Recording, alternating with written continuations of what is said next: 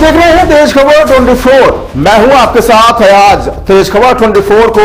अब देखिए नए क्लेवर में हम लेकर आए हैं नया एपिसोड फेस टू फेस। मैं हूं प्राची। फेस टू फेस में हम अपने मेहमानों से कराएंगे आपका आमना सामना। मैं हूं अंशिका। हम आपको दिखाएंगे मेहमानों की कहानी और सुनाएंगे उन्हीं की जुबानी।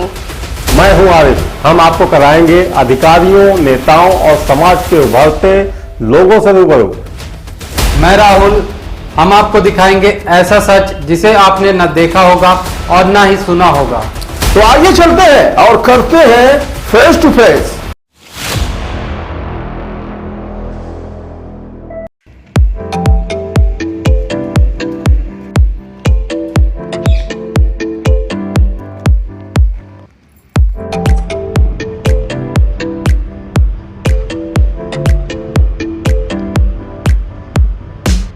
हेलो फ्रेंड्स, तेज खबर 24 से मैं हूं आपकी होस्ट प्राची पांडे। आज हम आए हैं फेस टू फेस में हमारे नए मेहमान मऊगंज के पूर्व विधायक सुखेंद्र सिंह बन्ना जी के पास।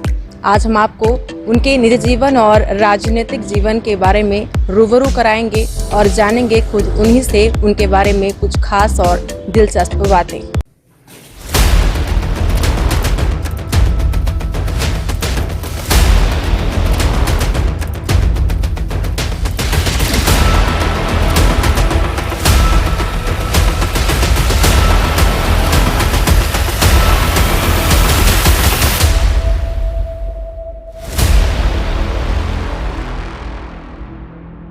बन्ना जी, तेज खबर 24 फेस टू फेस में आपका बहुत बहुत स्वागत है। धन्यवाद। सबसे पहले आप हमारे दर्शकों को अपने बारे में बताएं। आपकी शिक्षा दीक्षा कहाँ से हुई? आपके माता पिता क्या करते थे?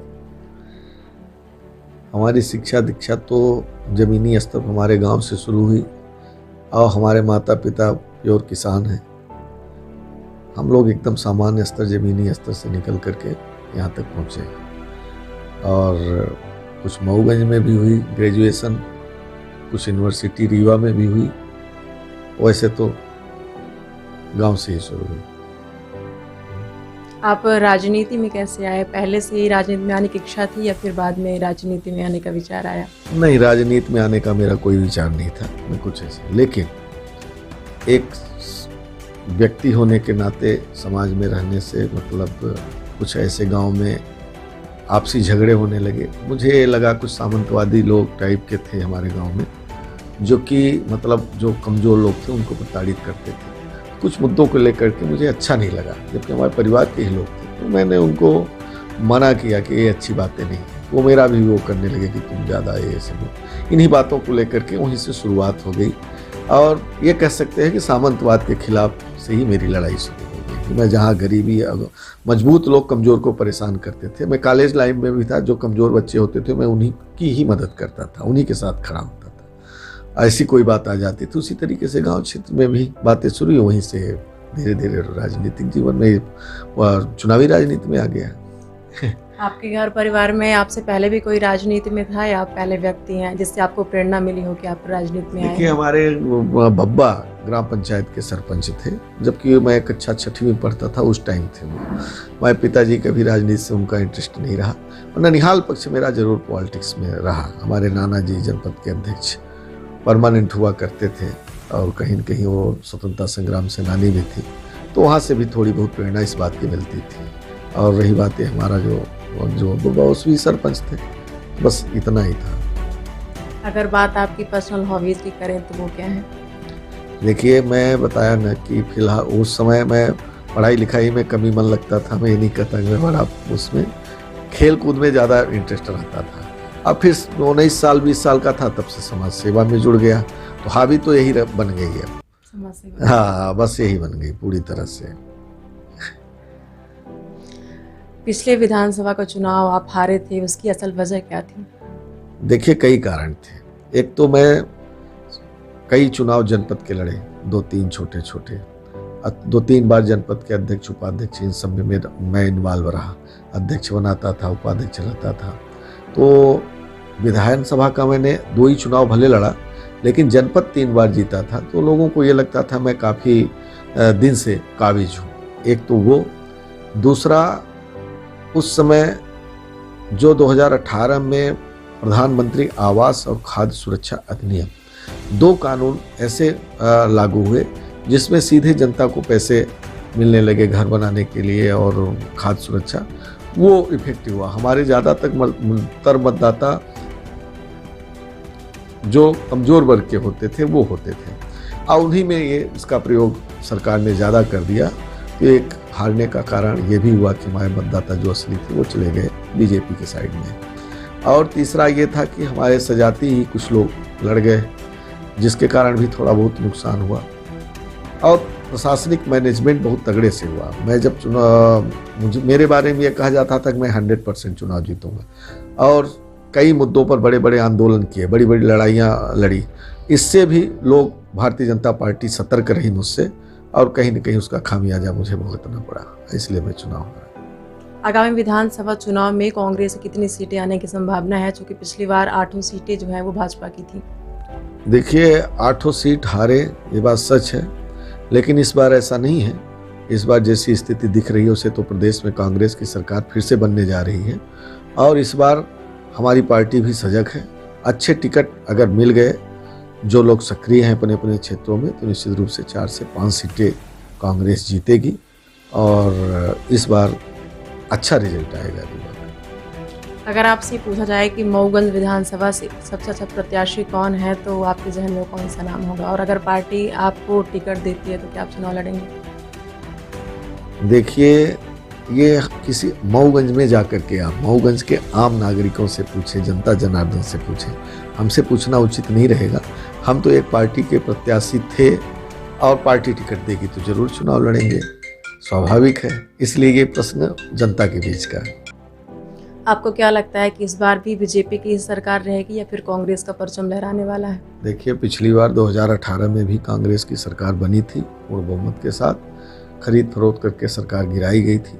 इस बार तो पूरा मध्य प्रदेश में जनता ने मन बना लिया है कि हमें उस बार का बदला लेना है, तो कांग्रेस की फिर से बहुमत से सरकार बनने जा रही है। आप लगातार मऊगंज को जिला बनाने की भाजपा से मांग कर रहे हैं, भाजपा सरकार से, लेकिन पिछले चुनाव में 15 महीने की कांग्रेस की सरकार बनी थी, बावजूद इसके आप मऊगंज को जिला घोषित क्यों नहीं करा पाए? देखिए, 15 महीने का समय स्वाभाविक है कि एक तो मैं चुनाव भी हारा था, और हारने वाले को उतनी कदर नहीं रहती, कोई कहने की बात नहीं है। अब मैंने प्रयास किया था, हमारे उस समय प्रभारी मंत्री लखन घनघोरिया थे, हमने उनका कार्यक्रम मऊगंज में कराया था, और मैंने जिले की बात करी थी कि नहीं, हमारा मऊगंज, हम तो मैहर के साथ ही चाहते थे कि मऊगंज की घोषणा हो, लेकिन मैहर का विषय अलग था, मऊगंज का विषय अलग था। प्रभारी मंत्री ने कहा था कि हम मुख्यमंत्री जी से बात करेंगे और मऊगंज की जिले की घोषणा हम करवाएंगे, जिला बनवाएंगे। उन्होंने मुझे ऐसा आश्वस्त किया था मऊगंज में जाकर। बशर्ते 15 महीने बाद सरकार गिर गई। अब फिर मैंने 50,000 की गिरफ्तारी दे करके जनता जनार्दन को लेकर के मैंने लड़ाई लड़ी। पहले भी मैं लड़ते आया, आज भी मैं लड़ा, और 6 महीने का अल्टीमेटम दिया था, और उसी का परिणाम है कि शायद मुख्यमंत्री जी जा रहे हैं 4 तारीख को, और ये कहा जा रहा है कि मऊगंज के जिले की घोषणा होगी। मैं स्वागत करता हूँ अगर मऊगंज जिले की घोषणा करती हुए, मुझे भी खुशी होगी। जो लड़ाई मैं वर्षों से लड़ रहा था और आज वह सफल होने जा रही है। बन्ना जी, आप ज़मीनी नेता के तौर पे जाने जाते हैं, अक्सर लोगों की मदद करते देखे जाते हैं, लेकिन आपकी वेशभूषा जो है वो नेताओं से बिल्कुल अलग है। जैसे नेता कुर्ते पजामे में नज़र आते हैं, आप जीन्स और शर्ट में नज़र आते हैं, तो उसकी क्या वजह है? देखिए, क्या है कि मेरी शुरू से आदत रही जीन्स पहनने की और ये शर्ट पहनने की। कुर्ता पैजामा मैंने कभी पहन करके कंफर्ट नहीं रहा, और इसका कोई लेना देना दूर दूर तक नहीं है। सिर्फ कपड़े का अपना अपना, वो किसी को कुछ खाना पसंद है, किसी को कुछ पहनना पसंद है, उसी सिलसिले में मुझे ये पहनना पसंद है। मैं कुर्ते पैजामा पहन नहीं पाता अच्छे से। कांग्रेस में गुटबाजी के लिए क्या कहना चाहेंगे? क्योंकि चाहे शहर हो या ज़िला, हर जगह कांग्रेस अलग अलग गुटों में नज़र आती है, तो आप कौन सी गुट में हैं? नहीं, देखिए, कहीं कोई गुटबाजी नहीं है कांग्रेस में। और फिर स्वाभाविक है कि जब बड़ा दल होता है, परिवार में विरोध हो जाता है, भाई भाई का विरोध हो जाता है। स्वाभाविक है कि कहीं न कहीं पार्टी भी जब बड़ी है तो थोड़ी बहुत गुटबाजियाँ हो जाती है। लेकिन आज की डेट में हम कह सकते हैं कि कोई गुटबाजी नहीं है। सब अपने अपने क्षेत्रों में लगे हैं, जिनको विधानसभा का चुनाव लड़ना है, जिनको लोकसभा का चुनाव लड़ना। जो पार्टी संगठन में काम कर रहे हैं, जो जिलाध्यक्ष हैं, उनका अपना अलग काम है। हमारे प्रदेश के मुख्यमंत्री, पूर्व मुख्यमंत्री कमलनाथ जी ने वैसे भी संगठन का काम अलग बांट दिया है, चुनाव लड़ने वालों को अलग कर दिया है, कोई गुटबाजी नहीं है इससे। कांग्रेस से आगामी विधानसभा चुनाव के लिए एक ही चेहरा है, वो आप हैं जो प्रबल दावेदार माने जा रहे हैं। तो क्या आप इस बार जीत का परचम लहराएंगे या फिर धोखे की भी संभावना है? देखिए, ऐसा है कि प्रबल दावेदार मैं हूँ नहीं हूँ ये अलग विषय है। अब मैं 28 सालों से मऊगंज क्षेत्र में जनता जनार्दन की सेवा तहे दिल से करी है, चाहे छोटे चुनाव लड़ करके, चाहे विधायक रह करके, चाहे विधायक नहीं था। 5 साल में विधायक नहीं था पूरे कोरोना काल में। सभी बड़े बड़े नेता हों चाहे छोटे नेता हों, सब आम जनता तक घरों में घुसी थी, लेकिन सुखेंद्र सिंह बन्ना कभी घर में नहीं घुसे रहे। सड़कों पर दिखे, आपके अस्पतालों में दिखे, जहाँ जहाँ जनता की ज़रूरत पड़ी है। 2 साल कोरोना काल रहा, वहाँ पर खाना खिलाते हुए दिखे। इवन देन जो हमारे बाहर फंसे मजदूर वर्ग के लोग थे, बाहर काम करते थे, जब भूखों मर रहे थे, उनको खाते तक में भी पैसे कहीं न कहीं से करके व्यवस्था करके उनको। तो मैं समझता हूँ कि मैं 5 साल ये हारने के बाद भी कभी कोई कोर कसर हमने नहीं छोड़ी है। रही बात जीत हार तो ये ऊपर वाला तय करता है, और ना मेरी उस तरफ उस टाइम कोई कोर कसर थी, न इस टाइम कोर कसर है। और मैंने जनसेवा मन से की है, कोई चुनाव जीतने के लिए नहीं करता। जनता की इच्छा होगी तो जनता चुनाव जिता देगी, नहीं इच्छा होगी तो नहीं जिताए, वो जनता का काम। वैसे भी इन 5 सालों में जनता को अपने आप महसूस हो चुका है कि हमने क्या खोया और क्या पाया। जिला मुख्यालय में जो बड़े पदाधिकारी हैं, उनके गुटबाजी का असर जो सीधा सड़क पे दिखाई देने लगा है, तो क्या इस गुटबाजी का असर आपके मऊगंज क्षेत्र में पड़ेगा? देखिए, जब सच में गुटबाजी थी, जिस समय हम लोग उस टाइम राजनीति किए, जब एक समय तिवारी जी का गुट हुआ करता था, ये सब उस टाइम की गुटबाजी को हम लोगों ने झेला है। अब तो कोई गुटबाजी है ही नहीं है। कौन कहता है गुटबाजी है? नए नए पदाधिकारी बने हैं, उनका सब सहयोग करेंगे, अच्छा काम करें। अभी ऐसी कोई गुटबाजी नहीं है हमारे समझ से। गुटबाजी का असर मेरे ऊपर तो कभी नहीं पड़ा है, आने वाले समय में भी मेरे ऊपर कोई असर नहीं। पूरे देश में जो है तो मंदिर मस्जिद और जाति धर्म की लड़ाई और राजनीति चल रही है, तो क्या मऊगंज में जो जिला बनाने का मुद्दा है वह भी तो राजनीतिक मुद्दा नहीं है? देखिए, क्या है, जहाँ तक मऊगंज जिले का सवाल है, जिले का मुद्दा कोई अकेले ना मेरी की लड़ाई है न कोई और। पूर्व में लक्ष्मण तिवारी जी ने भी लड़ा और साथियों ने, कई संघर्ष समिति बनी है। मऊगंज जिले का मुद्दा जनभावना, मऊगंज की जनता जनार्दन का मुद्दा है, हम सब का मुद्दा है। हम लोगों ने इसको जी भर के लड़ा है। कोई जिला का मुद्दा चुनावी बनाना चाहे, उससे कोई असर पड़ने वाला नहीं है। मऊगंज की जनता बहुत अच्छे से जानती है, सबने मिलकर के लड़ा है। आज अगर जिला घोषित होता है तो मैं समझता हूँ मेरे साथ साथ जनता जनार्दन का भी एक प्रबल सहयोग और जनभावना रही, तब जाकर के मजबूरन मुख्यमंत्री जिले की घोषणा कर रहे हैं। उनके चुनावी मुद्दा का कोई असर पड़ने वाला नहीं। से पूछा जाए कि ऐसी कोई घटना या ऐसी कोई बात जिसे आप कभी भूल नहीं सकते या फिर चाहे कभी भूलना नहीं चाहते, तो वो कौन सी बात है? देखिए, घटनाएं तो जीवन में बहुत सारी घटती रहती हैं। राजनीतिक क्षेत्र में भी काफ़ी घटी, पारिवारिक क्षेत्र में भी काफ़ी घटी, सामाजिक क्षेत्र में भी। लेकिन मैं आध्यात्मिक घटना का आपसे जिक्र करना चाहता हूँ।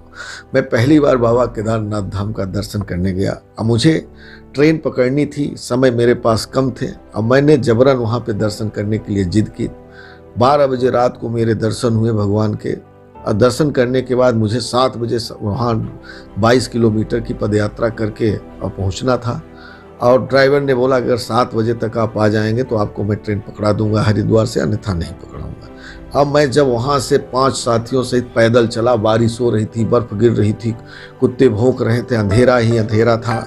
लेकिन जब मैं वहाँ से चला तो लगभग 4 किलोमीटर पैदल चला तो चंद्रमा दिखने लगी, बारिश भी बंद हो गई, सारी चीज़ें हो गई। 4 कुत्ते मेरे साथ आगे पीछे चलने लगे।